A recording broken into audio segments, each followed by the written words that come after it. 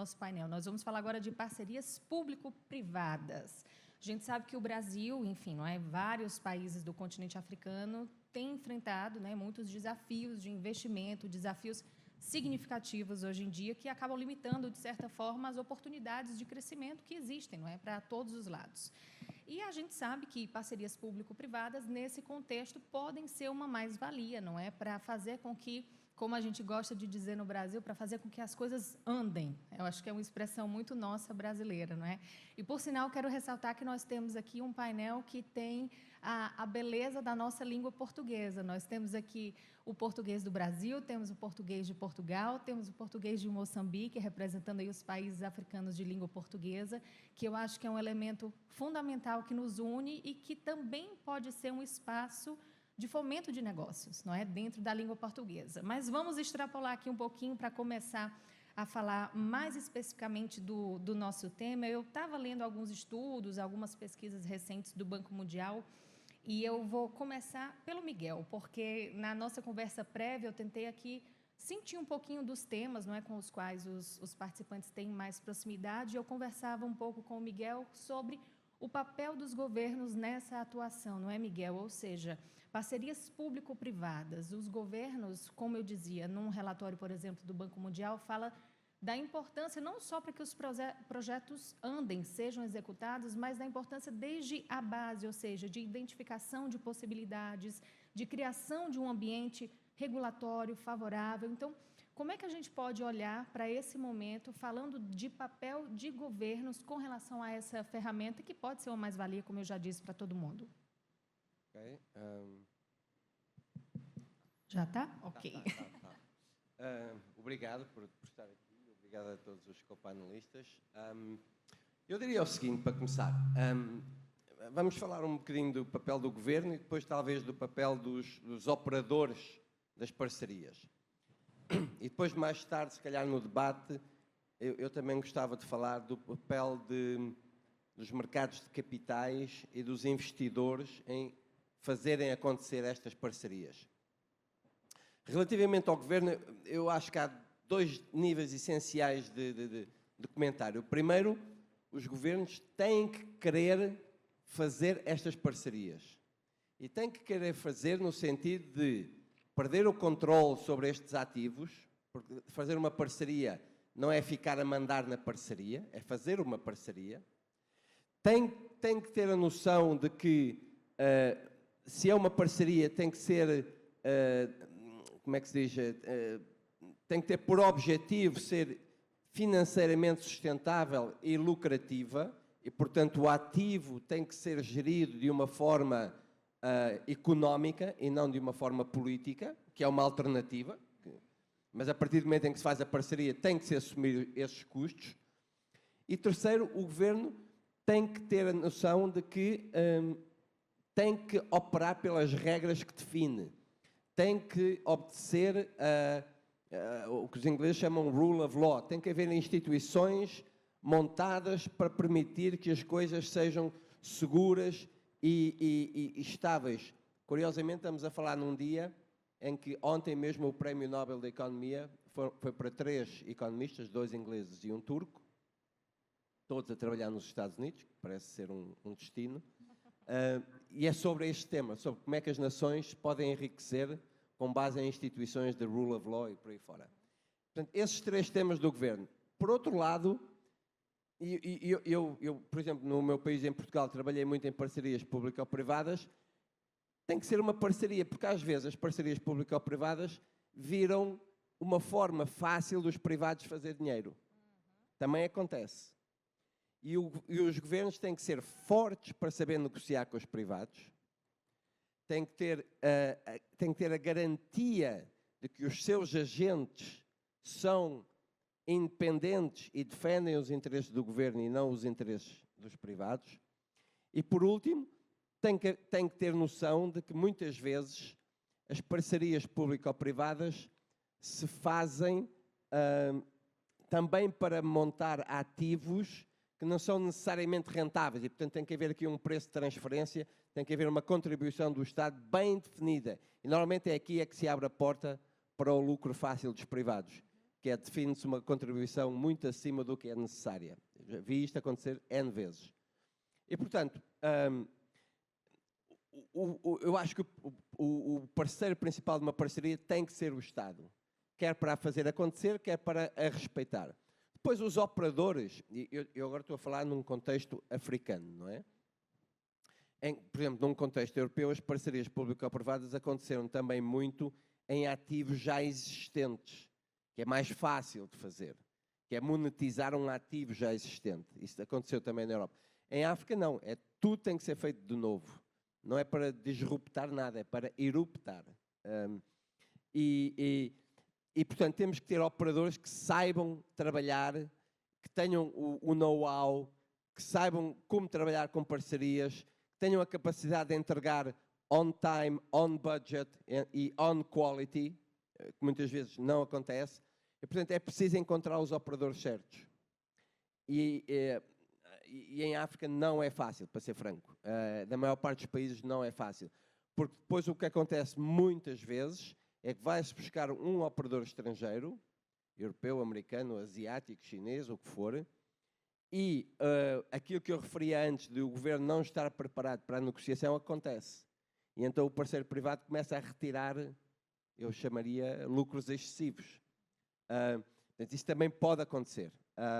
E é muito importante encontrar os operadores privados certos. Uma vez que estamos aqui a falar da África e que eu sou português, vou dar o exemplo de uma empresa portuguesa com a qual eu não trabalho, mas que conheço muito bem, que é uma empresa chamada Mota. E a Mota hoje em dia é um grande operador de parcerias público-privadas em África. Inicialmente começou na África lusófona, mas hoje em dia o maior mercado é a Nigéria, Quénia, Uganda. E lá está, é um operador que trouxe toda a experiência de operar na Europa e começou a construir em África e da construção passou para a operação de parcerias público-privadas. É um excelente exemplo de como as coisas podem ser bem feitas em África. Fico por aqui, que já estou a falar há muito tempo. Mas essa é uma excelente deixa, então, agora para eu ir aqui para o Ibrahimo, falando desse cenário em África, não é, Ibrahimo? Em África, só um parênteses, é muito bom. Eu vivo em Portugal já há muitos anos e aqui no Brasil nós dizemos na África, mas em Portugal dizemos em África. Então, fico assim um pouco confusa, mas vamos em África para falar aqui com o nosso participante Ibrahimo, olhando para o cenário em África, não é? A gente teve, o Miguel mencionou agora, por exemplo, Nigéria, um país que concentra muitas das iniciativas de parcerias público-privadas e existe também uma concentração em outros países, África do Sul, Marrocos, Gana, ou seja, ainda é muito focado nesses que já conseguiram estabelecer um ambiente mais regulado, mais favorável. Mas se a gente for falar como um todo, nesse momento, das características que existem atualmente para o desenvolvimento das parcerias, Ibrahimo, como é que está isso hoje? Obrigado, Carolina. Está funcionando? Já está? Vamos tentar de novo. Obrigado. Eu começo por saudar os meus colegas do painel e agradecer também ao Dr. João Bosco pelo convite que me formulou. Indo ao assunto, eu penso que não é possível fazer uma reflexão sobre a regulação em África sem ou ignorando a realidade específica macroeconómica, social e política de cada um dos países africanos. Porque a região da África é uma região, permita que me diga, muito específica e necessitada destas PPPs. Os exemplos que deu o Miguel há bocadinho indiciam perfeitamente isto. Ora, não é possível pensar na regulação neste domínio das PPPs sem que antes se veja e se diga claramente que há fatores impeditivos, fatores que condicionam, muitas vezes, estas parcerias de PPPs. Eu cito, por exemplo, exemplos de como não é possível avançar. E porquê é que a África precisa cada um destes países? Porque a sua macroeconomia não permite que os seus orçamentos fiscais contribuam ou possam investir neste domínio das infraestruturas. Então precisa necessariamente de optar pelas PPPs. Mas não podemos ignorar aspectos como a boa governação que é necessária ter, o espectro da corrupção, que é um fator impeditivo, muitas vezes, deste tipo de parcerias, e também, necessariamente, não podemos ignorar que em África é necessária uma boa capacitação de formação, etc., dos funcionários para poderem efetivamente negociarem. Porque, como dizia há bocadinho o Miguel, muitas vezes esta negociação não existe. Chega-se lá com um papel muitas vezes pré-definido e há uma adesão imediata. Então, o que é preciso para que efetivamente se atenuem esses fatores? É preciso, primeiro, que o próprio país, o próprio governo, queira, como dizia há bocadinho o Miguel. E o outro aspecto menos importante é que é preciso necessariamente que haja uma boa governação, é preciso que haja tudo aquilo que permita um check and balance das coisas, é necessário haver, e é preciso, muitas vezes, que o governo assuma à partida na negociação que não vai permitir determinadas coisas. Hoje é comum, neste tipo de parceria, aparecerem empresas ou empresas locais, muitas vezes sugeridas pelo governo, onde aparecem as famílias dos governantes acopladas a estas empresas. Ora, desde logo, as próprias instituições internacionais, os próprios bancos, quer nacionais, quer internacionais, são muito renitentes em negociar nesta base. Portanto, aqueles chamados PPPs, que os bancos chamam PEPs, muitas vezes impedem uma boa negociação da constituição das PPPs. Eu talvez fique por aqui e avançamos ao longo da discussão mais à frente. Obrigado. Eu gosto porque está todo mundo disposto a deixar que a participação flua, né? Eu fico por aqui, estou gostando da dinâmica. Eu vou passar para a Mônica agora, porque o Ibrahim tocou num ponto, não é, Mônica, com relação aos bancos internacionais, por exemplo, e falou muito bem agora do cenário africano. A gente pode pensar também num cenário internacional, como é que os grupos se organizam nisso. E a Mônica vai sair daqui do evento e logo mais à noite vai embarcar numa viagem já rumo à cúpula dos BRICS. Então, eu acho que nada mais pertinente a gente tocar nesse momento no assunto BRICS, por exemplo, né? O Brasil vai viver uma agenda intensa em 2025 com relação a eventos internacionais, a posicionamento, a BRICS, por exemplo. Então, agora, o que é que você identifica que pode ser realmente um potencial, ou seja, quando o Brasil receber, por exemplo, agora a presidência dos BRICS, qual pode ser o potencial nesse momento de discussão no que toca a esse envolvimento e desenvolvimento e fomento de PPPs entre o Brasil e os países africanos? Boa tarde a todos. Primeiro, cumprimentar o professor João, que consegue unir mais um ano e vida longa a esse evento, que venha mais parcerias. Quando eu fico vendo mais um país aqui, eu fico super feliz, porque eu sei o que é difícil estar juntando e conectar e ter tão diferentes ideias como nossos aqui, aos meus colegas. Obrigada, Carol. Eu queria, primeiro, você falou em unir, né? O nome do evento, a gente já começa aqui, que é Brasil-África, e quando a gente fala em África, a gente tem diversas Áfricas, diversos países, assim como aqui no Brasil, quando a gente fala de América Latina. Eu até converso com alguns africanos e digo, quantos países você conhece do seu continente para a gente estar falando, né? Sabendo que a força é quando a gente conseguir unir todos os países do continente. Mas é tão diverso, né? Desde a colonização, a descolonização, a história, o governo. Então, não dá para a gente juntar tudo numa coisa só. Então, assim como no Brasil e América Latina, cada país tem o seu amadurecimento político, econômico e social. Então, quando a gente fala assim, as famílias estão mais nesse país, ou a gente tem que tomar cuidado também, Ibrahim, porque nos Estados Unidos também foi assim.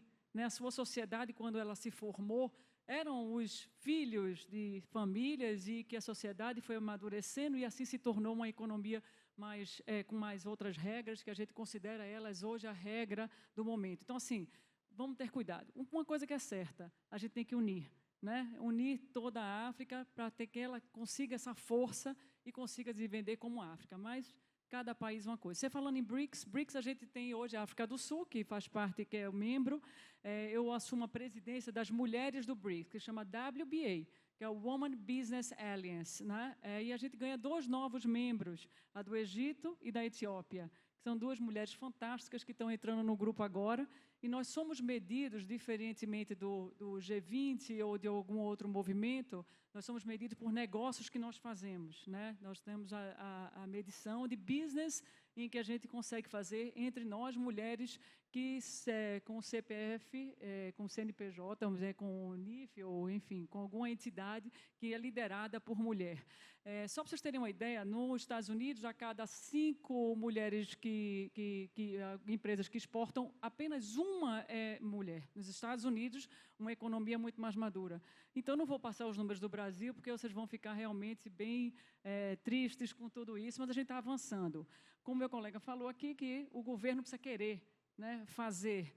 E o governo realmente precisa querer. Esse governo atual, ele quer fazer, ele está mostrando isso através da sua Agência Brasileira de Exportação, através de várias iniciativas do MIDICT. A partir daí, a gente já está medindo quantas mulheres exportam. É muito pouco. Eu estava conversando com o meu colega, com o Ibrahim ali. Hoje em dia, as bancas ainda fazem perguntas que em 2024 não era possível. Por exemplo, vou dar para vocês ficarem chocados, assim como eu fico, quando você engravidar, quem vai pagar a sua dívida, né? E como outras perguntas que eu não vou nem citar aqui, que é uma coisa incabível. Então, nosso primeiro realmente problema é a banca estar oferecendo e ofertando mais recursos, e, se possível, diferenciado, para que as mulheres cheguem lá. Aí vai dizer, por que mulher precisa chegar lá? Por que a gente não deixa como está, que está funcionando desse jeito? Porque vai ficar muito melhor o mundo quando a gente tiver um equilíbrio, inclusive de gênero. Então, é para isso que eu estou aqui. Carol, está com você. Não, deixa eu continuar contigo, Mônica, porque falando nisso também, a gente pode falar isso aí, falar de crédito, não é? Que é um outro assunto que a gente também já comentou em outros eventos anteriores, e eu acho que cabe agora também, não é? Nós trocamos uma ideia antes e você falou muito também da questão de linhas de crédito, de concessão de linhas de crédito. Isso. Que isso também é uma política, não é? Que precisa ser revista e para perspectivas de fomento de parcerias, de PPPs, o que quer que seja, né? Qual é a sua avaliação atual sobre isso? Bem, no Brasil, né? Vamos lá. No Brasil, a gente ainda está avançando nessa questão, né? Eu vou falar de programas sociais, por exemplo, o PAC, que foi falado aqui pelo ministro. O PAC deveria ter, sim, uma parte para engenheiras mulheres, porque nós temos engenheiras mulheres e temos engenheiras donas. Fala assim, mas vem cá, vai concentrar muito. Mas qual o problema? Hoje já é concentrado, né? Então, vamos tentar dividir isso daí.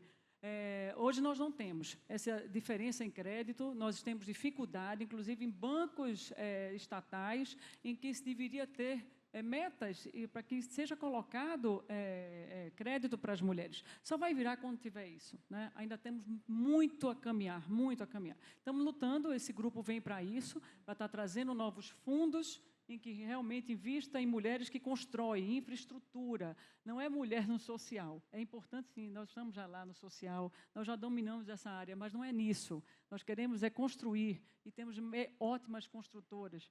Então, vocês podem apostar nisso daqui, porque nós temos ótimas engenheiras em que podem estar colocando crédito disso aí. Nós temos empresas já de mulheres nisso, mulheres que estão na transição energética, no lítio, que está na bateria de vocês, quase toda é conduzida por uma empresa de uma mulher que preside. Portanto, assim, temos muito o que fazer nesse segmento e dar concessões para a mulher também. Agora, precisa abrir as portas, a gente conta com a parceria de homens como o Bosco, que está aqui me deixando falar desse momento, né, dos 2 homens de banca aqui, para que realmente a gente consiga ter um crédito diferenciado para a mulher na construção de qualquer país. Vou continuar, então, com a outra mulher que compõe aqui o nosso painel, a embaixadora Maria Auxiliadora, que nesse momento está na Secretaria de Relações Internacionais da Prefeitura de São Paulo. Prefeitura de São Paulo, que tem a Secretaria Executiva de Desestatização e Parcerias, não é isso, embaixadora? E, nesse sentido, a gente pode olhar para São Paulo também como a grande metrópole que é, não só no cenário brasileiro, mas, enfim, no cenário mundial, da América Latina e para o mundo todo. A gente pode olhar um pouco para São Paulo, do que a cidade tem feito para a questão de atração, ou seja, de atrair o interesse das empresas para a cidade, para que essas execuções de PPPs possam avançar. Então, como é que tem sido feito o trabalho nesses últimos tempos e o que a senhora destaca do interesse do olhar específico para essa valorização das parcerias? Olha, eu acho que São Paulo não tem problema, não. quando tem o produto, há muitas manifestações de interesse. Difícil é escolher, tá? Entre os candidatos, porque todo mundo quer. Todo mundo, estou falando do setor privado, se ele pode participar, se vê oportunidade de lucro, se bem que a parceria público-privada nem sempre dá lucro. Quem dá mais lucro é concessão. Tá? Mas a concessão também é uma parceria público-privada, porque também aí você tem que usar o setor privado para passar a concessão. Mas a concessão dá mais lucro. Na parceria tal como é definida na prefeitura, sempre o lucro é pequeno. Então, há necessidade de a prefeitura entrar com aportes financeiros que não são no mesmo montante que seria se tivesse que fazer os investimentos, tivesse que fazer tudo aquilo que a empresa privada vai fazer pelo contrato. Então, quando São Paulo começou com a desestatização, foi muito fácil. Foi muito fácil. Quer dizer, foi difícil definir os termos, houve muitos estudos, houve criação de diversas empresas, stakeholders, São Paulo Parceria, São Paulo Regula, foram criadas diversas empresas, autarquias fora da prefeitura, que foram criadas para acompanhar os processos, e, enfim, houve um trabalho intelectual e um trabalho de chamar as pessoas bastante importante. De tal maneira que, no momento que você tem a definição das prioridades ou a definição do que vai ser desestatizado, não tem problema de haver interessados. Sempre há interessados em São Paulo.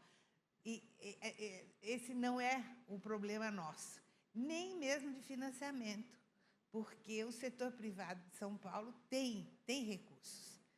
E o problema maior é justamente o acompanhamento dos projetos, ver como aquilo foi feito. Por exemplo, no caso, não gostaria de citar, mas no caso da Enel, não é São Paulo que está o responsável, é o governo federal, são as agências reguladoras que não são da prefeitura. Mas aí há problemas, obviamente há problemas, o prefeito tem pedido para romper o acordo, mas a gente está aí tentando ver como é que pode fazer. O acordo não está sendo cumprido pela empresa concessionária. Essa parte do acompanhamento não é fundamental na manutenção do processo. Miguel tocou nesse ponto também, agora embaixadora, e volto aqui, Ibrahim, então, olhando para o cenário nos países africanos, não é? Se a gente for pensar em todas essas etapas que precisam acontecer para fazer com que um PPP, de fato, dê certo e avance, não é? Quais são os elementos, então, a ter em conta na hora? Ou seja, instituir uma PPP. Precisamos ter o ambiente regulatório, precisamos ter o ambiente de acompanhamento. Quais são, então, os fatores que não podem faltar, são chave para uma execução? Certo. Em primeiro lugar, é preciso ter uma legislação clara e perfeitamente compreensível e que esteja, portanto, à vista, que não suscite interpretações erróneas. O segundo aspecto, extremamente não menos importante, é que os acordos de concessão que são estabelecidos têm de ser acordos que prevejam com clareza o início e o termo dessa concessão dessa infraestrutura. Quer isto dizer que tem que prever os detalhes todos e o governo tem de assumir o compromisso de acreditar naquilo e fazer cumprir também o que está nos acordos. Isto permite dar uma certa estabilidade futura para o investidor. O investidor olha para a legislação clara e olha para os acordos de concessão claros como uma garantia, uma segurança para o futuro. Porque o que aconteceu algumas vezes, e isso cria uma certa retração nos investidores, é que, a meio do processo, o governo impõe a mudança de regras. E, quando isso acontece, põe os investidores, naturalmente, com o pé atrás, como suele dizer-se. Por outro lado, é preciso também que alguns aspectos, como os de formação, sejam muito bem previstos na legislação e nos contratos de concessão que são feitos. A formação de todos os players, portanto, do projeto, porque todos têm de estar sintonizados na mesma direção. Por outro lado, também... Temos uma participação online? Não? Ok, então, vamos continuar. Desculpa, Ibrahim. Por outro lado, há aspectos que aparentemente são menores, mas são extremamente importantes. Por exemplo, o investidor quer ver de forma clara como é que é garantida, por exemplo, a exportação das suas contrapartidas. Os dividendos que lhe cabem, como é que são repatriados, se não haverá por aí problemas pelo meio. E, por outro lado, também, coisas muito simples como a concessão de vistos para os trabalhadores, porque muitas vezes os países africanos, os nossos países, não têm capacidade interna para servir estes projetos. Então, vem muita mão de obra estrangeira, mas, entretanto, por outro lado, o governo, a certa altura, dificulta a entrada e a saída destes trabalhadores. E é preciso que a concessão de vistos de entrada nestes países seja uma coisa fácil e uma coisa, de um modo geral, e para não estar com a palavra por muito tempo, eu fico por aqui. Vamos pegar, então, esse pensamento aí dos investidores, o que faz com que eles fiquem com o pé atrás, Miguel, ou não, o que botem o pé para frente, não é? Então, vamos olhar para esse papel um pouco, assim, dos mercados, não é? Do mercado de capital, dos investidores, a partir do momento em que tem o ambiente, não é? Deu tudo certo, o pé pode avançar. Qual é o papel dessas entidades? Vamos lá ver. Estou-me agora a falar mais no caso africano, ok? A necessidade de importação de capital, no caso africano, é brutal. Não há capital suficiente no continente. Portanto, tem que atrair capital. Mas o grande problema de atrair capital é que os países que têm que atrair capital têm que ter uma política macroeconómica sólida que permita dar segurança a esse investimento.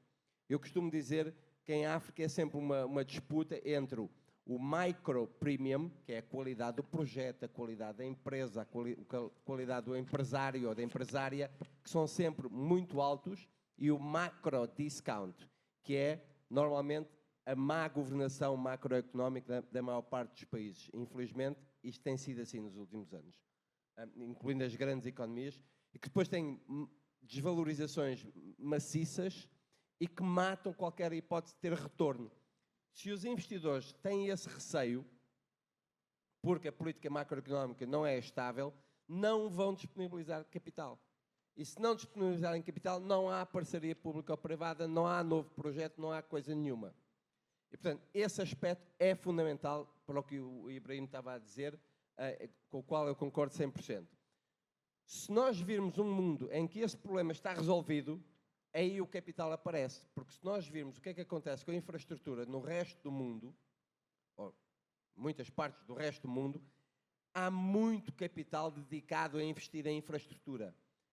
É uma classe de ativos altamente desejada hoje em dia, porque é estável, é segura, é de longo prazo e, portanto, não deveria ser assim. Mas, na verdade, é que, dada a instabilidade económica que existe em muitos destes países, não é possível atrair para a África esses investidores de infraestrutura. E há aqui uma ironia, que é uma ironia fatal, que é o maior investidor, fundo de investimento em infraestrutura mundial, é um fundo chamado GIP, Global Infrastructure Partners, que foi fundado por um africano, por um nigeriano, que é provavelmente o país onde a questão da estabilização cambial nos últimos anos tem sido mais problemática. E, portanto, investidores não faltam, capital não falta, ter acesso a capital é brutal, é fundamental, mas os países têm que ter uma política macroeconómica que dê garantias de que esse capital não vai ser diminuído por uma fatalidade de desvalorização. É só isso, porque de resto a oportunidade está lá.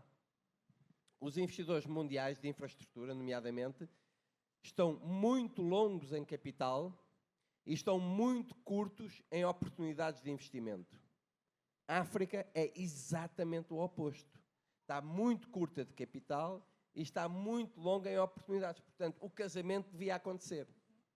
É esse o desafio aqui a todos nós, acho eu. E já há muitos anos que se fala no potencial desse casamento, não é? A gente teve, por exemplo, aqui mais cedo, infelizmente eu esqueci qual dos participantes mencionou, mas numa das sessões da manhã foi falado, inclusive, Mônica, no BNDES, por exemplo, não é? E no papel que poderia ter para facilitar, para fazer com que esses projetos com os países africanos se tornem realidade, não é? E da sua experiência, do que o Miguel disse agora, ou seja, tudo existe, mas o que é que falta, então, nesse nozinho aí para amarrar, para colocar a aliança no dedo? O Miguel falou aqui sobre segurança jurídica, né? Eu estou vindo agora de um grupo, estou trabalhando agora num grupo que está chegando no Brasil, é um grupo de 200 bi de dólares, de uma televisão americana que está chegando no Brasil agora, e ele só está vindo para cá por conta da estabilidade. Primeiro, um sócio, que é o Douglas Tavolaro, que está trazendo esse projeto para o Brasil, em que tem um projeto editorial, enfim, confia, e porque tem estabilidade do governo, senão não estaria vindo, né? Podia estar vindo para qualquer outro país. Então, a estabilidade, como você falou, estabilidade política é um fator super importante, estabilidade legal, né? Eu acho que essa é a base de qualquer negócio, é o acreditar que a gente vai estar cumprindo com as regras do jogo. E eu acho assim, o Brasil, vou falar novamente, o Brasil está num momento muito bom para estar atraindo, e está acontecendo isso, né? Para estar atraindo investimentos internacionais para cá, está vindo novos investimentos. Eu acho que assim, não só São Paulo, mas São Paulo, como a embaixadora falou, não tem tantos problemas em captação, mas nenhum outro estado do Brasil, nem que seja Nordeste ou Norte, está com problema de realmente de estar captando e estar trazendo, porque a gente está vivendo uma nova fase. Posso falar isso que eu sou da iniciativa privada, né? Eu acho que o que tem de política aqui dentro é extremamente normal enfim, o que a gente vai fazer, mas a gente está sempre lutando por uma estabilidade política, legal, que é isso que interessa, que foi comentado aqui. Mas as oportunidades pelo BRICS são muitas, né? Como a gente falou, novos países estão entrando e a gente lidera o ano que vem aqui. Nós vamos fazer alguns eventos, eu espero que o Instituto Brasil-África esteja junto com a gente para estar trazendo novas empresas que estão querendo investir, mas eu vou falar algumas coisas assim. O Ibrahim me falou que todo governo tem que estar, essa troca tem que ser fácil. Eu tenho acompanhado algumas indústrias, como a indústria do aço, algumas outras indústrias, que é importante ter algumas proteções, sabe? Assim, a gente não tem que ser todo o país open do open, não. Assim, é importante a gente ter, por isso que eu acho que é importante a gente avaliar o mercado, avaliar o que nós temos de riqueza dentro de casa, avaliar o que é que pode ser entrado dentro de casa, para poder, assim, faz parte do legal, faz parte da organização de qualquer casa, né? E por isso que eu acho assim, não pode ser open market for everyone. Acho que tem que realmente olhar o que temos e a gente trabalhar nesse ganha-ganha do público-privado, né? Voltando, Ibrahim, à África um pouco nesse momento, e pegando esse gancho também, por exemplo, muitos países do continente africano têm se preparado na construção desse ambiente, ou seja, tem que estar tudo correto e no papel, e as diretrizes estabelecidas para que não haja depois as surpresas, como já foi comentado aqui também, não é? No meio do caminho se mudar um pouco esse percurso. Quais são os exemplos agora, não é? Se a gente pudesse pensar em alguns exemplos que sejam modelos inovadores, porque há os países, Nigéria, já falamos aqui, por exemplo, Marrocos, Gana, aqueles que concentram, mas algum exemplo nesse momento de inovação, de quem recentemente abriu os olhos e tem construído aí algo que possa se tornar um modelo, digamos assim, para os outros?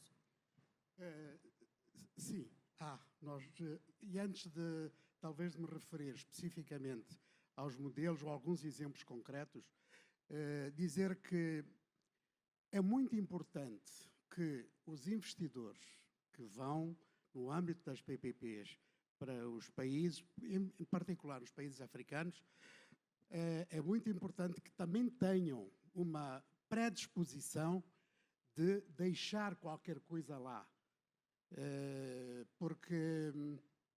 E aí é importante, por exemplo, já há exemplos disso, e isso é uma certa alteração em todo o sistema de PPPs, que é a integração das pequenas e médias empresas locais nestes processos.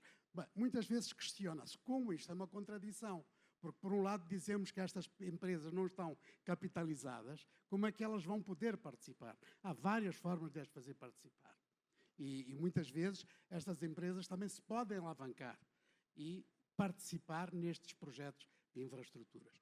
Por outro lado, há alguns exemplos, nem tudo é mau. Há exemplos que podemos citar de sucessos em África. Claro. Deixe-me só ver aqui a minha cábula, porque, por exemplo, no domínio dos transportes, as linhas terrestres de Djibouti a Addis Abeba, neste momento, é um exemplo muito claro, em 2018, de 768 quilómetros que ligam a Etiópia ao porto de Djibouti. a linha Mombasa-Nairobi. ففي الخط مومباسا نيروبي وهو مهم جدا، وفي خط التحويل زامبيا كينيا 1350 كيلومتر، و هذا نجاح تام. وهناك في الطرقات السريعة ترانس مغرب ل4 بلدان: المغرب، الجزائر، تونس وليبيا، وهم 39 كيلومتر. هناك أمثال عديدة للنجاح في أفريقيا.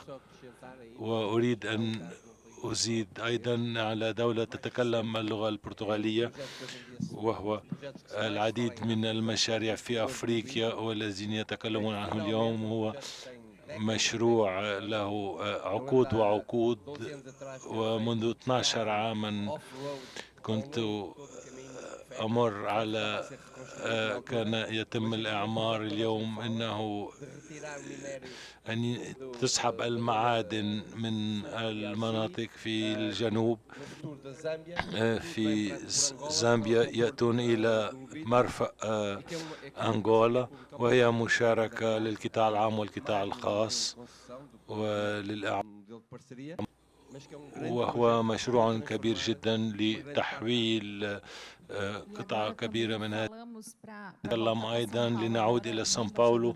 سعادة السفيرة، لقد تكلمنا أيضا عن الجو، وهو ما يجب أن نقوم به لكي نحضر مدينة سان باولو لتقوم بهذا العمل، عمل المشاركات، الوزارات، كي يكون هناك المشاركة في الوقت الحالي. كيف تقوم سان باولو بتقوم هذا العمل للموجود يقوم بالعمل؟ سنحافظ عليه.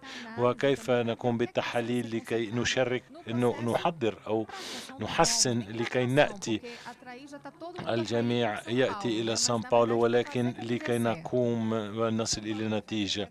سان باولو تقوم. كنت أريد أن أتكلم عن الاجتماع الذي سيكون غدا فقط في باللغة البرتغالية، لأنهم شركاء وطنيين. سيقوم بدراسة ما تقوم به سان باولو في قطاع التنظيم الSCP ريغولا، وهو يشارك ويتابع الاتفاقيات كي يتم دفع في التنظيم ويقوم دفع المبالغ. فبعض الأعضاء، وهذا ما تم تأسيس يصل هذا للمستثمر.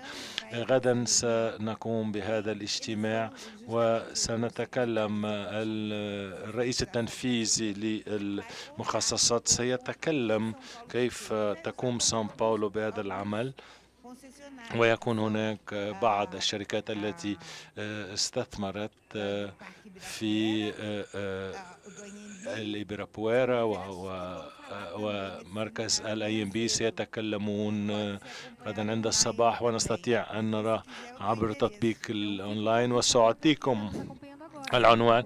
وهذه هي نريد سان باولو لقد قامت بهذا العمل لتنظيم القوانين، وكيف نقوم لتأمين حقوق المستثمر، لأن العديد من المستثمرين يريدون ويجب أن يكون هناك المنتخب والتنظيم لمن يقوم بالفوز بالمناقصات. فلذلك يجب أن تقدم الضمانات، وعن هذا سنتكلم غدا مع بلدان أخرى، لأن كل البلدان ليست سان باولو أو العديد منهم لديهم رأس المال وهو الميزانية الكبرى.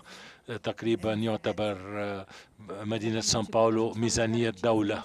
وعندما نقول عن الضمانات نعود إلى ميغيل، فهي التبادل الاتفاقيات عندما نتكلم والضمانات وما سيبقى. فلهذا البلد وهذه المنطقة فهل هناك مشاركة من القطاع الخاص والعام؟ هل هناك أيضا بهذه العلاقات من يعطي من يطالب بالضمانة ويوم التحسن؟ كيف تكون هذه النقطة في بلدان أفريقيا خاصة وأيضا في بلدان أخرى بين أفريقيا والبرازيل؟ سأقول أن العديد من العمل، المؤسسات لديها دور مهم وكبير جدا، وأنا أتكلم عن أفريقيا. فالشركات الكبرى الأمريكية والأوروبية، وهنا مصرف التنمية، وهناك نعطي نتجاوز خوف القطاع العام الخاص عفوا. فعندما يكون هناك أي عدم تأكيد أو هناك 10 أو 15 سنة، فيجب علينا أن نكون ضمانة لمدة 5 سنين أو 10 أو 15 أو 20 سنة، فتدخل هذه الشركات لتكمل الضمان والتمويل. ولكن في آخر المطاف القيم نحن نتكلم هنا، أنا أتكلم عن بعض التحديات، ولكن هناك العديد من ما قمنا به ولقد وصلنا إلى عدة نجاحات، ونحن بكل تأكيد أحسن مما كنا قبلا، فسنكون إيجابيين. فأسأل هذا لقد انتهى الوقت لنا عندما نكون بحديث ممتع ومميز وبهذه النقاط الإيجابية. فأطلب إبراهيم الذي كان يكلم بتلخيص وبملاحظة أخيرة بهذه الفكرة، ما هي الرؤية للمستقبل، ما يستطيع أن يأتي للمستقبل وكيف نستطيع أن نرى وننظر لما تكلم السيدة مونيكا والجميع. كنت أود أن أقول أن بخبرتي كرئيس مجلس إدارة للمصارف، عندما كنا نقوم بتحليل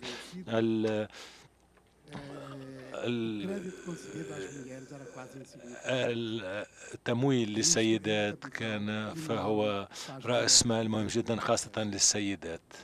فهذا ما كنت أقوله. كان يتحسن.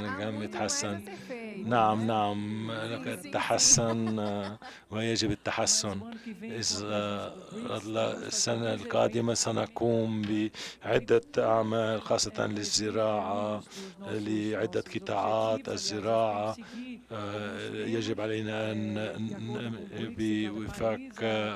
وفقا لبريكس لكل بلد التجديد التكنولوجي والشركات الجديدة المؤسسة والصحة، وأيضا القطاعات التي البرازيل يأتي بها، والعديد من شركات من الصين من أفريقيا الجنوبية هي الرئيس خاصة للسيدات، وتأتي بشركات جديدة البرازيل. فيكون هناك 5 احتفالات ينتهي مع رئاسة الجمهورية، وهناك 5 دول، وهناك 5 دول يقوم دعوتهم، فنحن نقوم بعدد.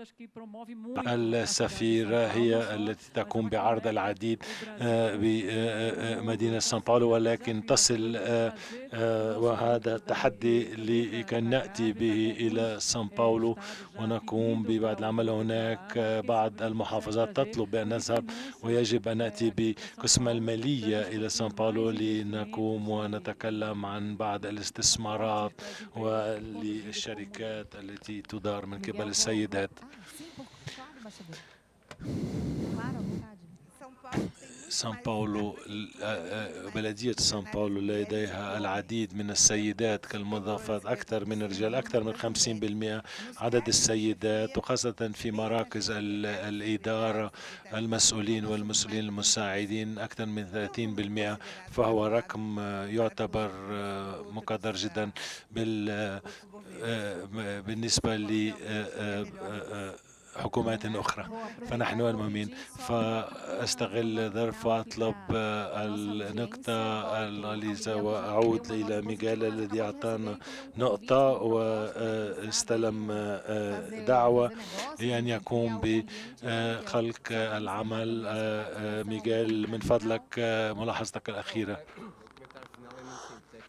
أريد أنه بطريقة سهلة جدا لقد تعرفنا على أشخاص جديدة وخبرات جديدة ونتعلم على أشياء جديدة، وبقوس ما نتكلم عنه بالوجود السيدات في عالم الأعمال، وهذا مهم جدا.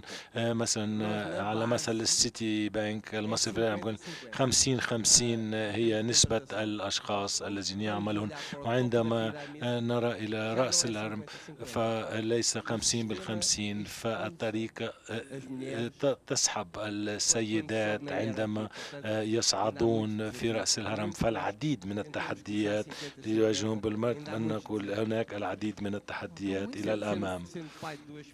أنا والد لي طفلتين لدي موجودة فيه.